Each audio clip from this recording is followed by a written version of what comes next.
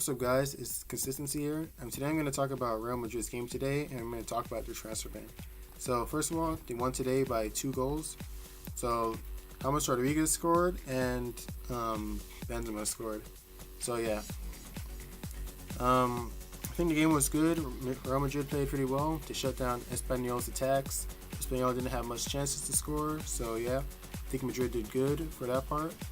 And I think Madrid was pretty good attacking. There's not really that much to say about it. Ronaldo and Gareth Bale, I think they're injured, so that's the downside. If Ronaldo's hurt, then I'd say give him the time he needs to come back. Bale, honestly, they need to figure out what's wrong with that guy because he's getting injured all the time. I remember last time he got injured about like 6 times in the season, and same goes for Benzema, but he was available today. So yeah, they really need to figure out like what's up with him. It's kind of frustrating when someone who we spent a lot of money on and he's doing well, but he just keeps getting injured. So yeah. So now I'm going to talk about the transfer ban. So both Madrids did get a transfer ban, but I think Real Madrid I'd say they're more ready for it than Atletico is. Because Real Madrid right now has a stacked squad. So I'm going to try and put what I'm seeing on my phone in the video itself, because I think I know how to do that. But yeah, so I'm going to go to OneFootball. If you guys don't know that app, you guys should check it out. But yeah, so in keeper, for our goalkeeper position, we have 2 good keepers. We have Krayzius-Enemies, who's been outstanding last season, so there's no reason he wouldn't be this season. And Kiko Casilla, he's excellent as well. Excuse me. Yeah, he's a good keeper. So we have 2 good keepers. So I really don't think we really have a keeper problem.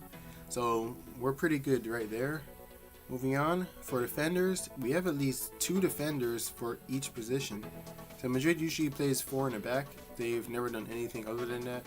So we have, for center backs, we have Ramos, Pepe, Nacho, and Rafael Varane.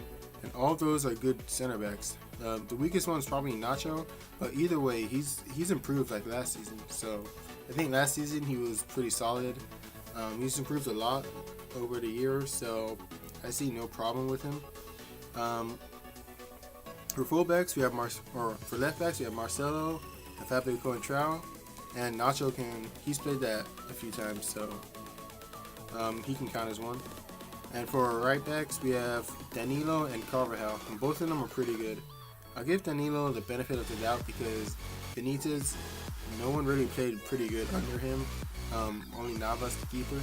So I think Danilo just has I think he just needs some time to prove himself and probably more playing time just to show how good he really is. Because I honestly don't think he's that bad. He's pretty good to me. So next we have our midfielders. So we have Toni Kroos, we have Luka Modric, we have James Rodriguez. It says Gareth Bale, but he's more of a forward for right now. So we have Isco, we have Kovacic, we have Casemiro, we have Lucas Vazquez, we have Lucas Silva, and Marcos Asensio. So all of those are good players. So we have like 1, 2, 3, 4, 5, 6, 7, 8, 9, 10 midfielders to choose from. 2 of those guys are Vazquez and Bale. Most of the time they play forward.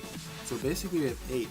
And Madrid usually plays with 3 in the midfield. So I don't see any reason we'd have to sign anyone over the next 2 transfer seasons. Probably would be good for us to change our squad a little bit, but honestly, we have good players, and I really don't think I don't think we need to sign anyone right now. The only player I wanted us to sign was Jordi Alba, because I know Madrid was trying to sign him over the summer, but he wanted to stay at Bayern, or Bayern just refused to sell him. So I heard that they wanted like 60 million euros and Pepe for him, and that's kind of insane just to think about. But yeah, I would have taken that deal because Jordi Alba can play Pepe's position. He can play left back, he can play midfield, and I think Madrid probably could use that. And on top of that, he's younger than Pepe. Pepe's like 33 or 32. So, I guess he's Portuguese and they play forever, obviously. Well, yeah. So, I'm going to move on. So, for our forwards, we have Ronaldo, we have Benzema, we have Morata, and we have Mariano. So, Mariano, I honestly don't think he's played a senior match in La Liga this season. I could be wrong. He might have played last game, but for the most part, since Benzema, he's pretty injury prone, so that's probably the only problem with the transfer ban. Because we do have a few injury prone players. So honestly, Morata is going to get more playtime than him just because Morata's not that injury prone. Benzema is. And Ronaldo, he's injured right now, but for the most part, he stays fit the whole season. That's probably because he doesn't do defensive work. He usually only attacks. So his body isn't getting worn out like every game because he doesn't always come back. So yeah. So looking at the squad's pretty stacked. Like Madrid really, it's the downside that we can't buy anyone for 2 seasons. But if you look at it, do we really need to buy anyone? I mean, yeah, we can't buy any upcoming stars. We're stuck with the squad. Some of our forwards are aging. Ronaldo's already 31. He's going to be 32 next year. And by the time the transfer ban ends, yeah, he's still going to be 32, I believe. So just scratch that. I think our only problems right now is that Benzema and Bale keep getting injured. So I don't know. It just gets me kind of angry because they score a lot of goals, especially last season. I think in the 14-15 season, they weren't doing enough. They wouldn't score enough goals. And Ronaldo basically just led the team on goals. And on top of that, Bale and Benzema get injured. Last season, they scored a lot of goals, a lot of important ones. They still get injured a lot. I think Bale gets injured the most. He got injured, I don't know, probably like 6 times last season. I don't know for sure, but I just remember like there's so many games he should have played in, and he just came out because he had like calf injury or something. So that's just the downside. But either way, I think Madrid are pretty good going into this transfer ban. They're much better than Atletico is for sure.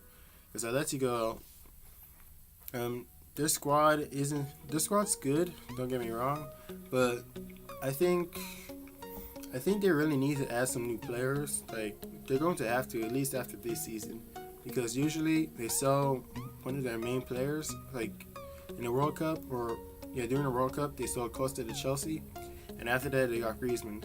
Now if Griezmann does go, I doubt he will, but if he did, they're gonna need a new striker, and Fernando Torres is getting old. So I think Atletico are the ones that would suffer from this transfer ban, but I think Real Madrid are going in it with a good stacked team with a lot of midfielders. I thought it would have been better to offload a few of them, but now that we have a transfer ban, we probably need them. And yeah. So anyway, those are my thoughts on the transfer ban. I don't think it's going to affect this season that much. I think Real Madrid can still win the league this year. I doubt they'll win Champions League because the last time they won Champions League back-to-back was like when the Champions League just started or something like that. So if they do, that would be great. But honestly, I want them to win the league and Copa del Rey because I think they need to win some more domestic titles. So anyway, those are my thoughts on the transfer ban. I think Madrid are still a good team, and I really don't think they need anyone else. And yeah, so yeah, those are my thoughts on transfer ban. And thanks for watching this video. If you like it, please like and sub. I upload more football videos all the time. And see ya.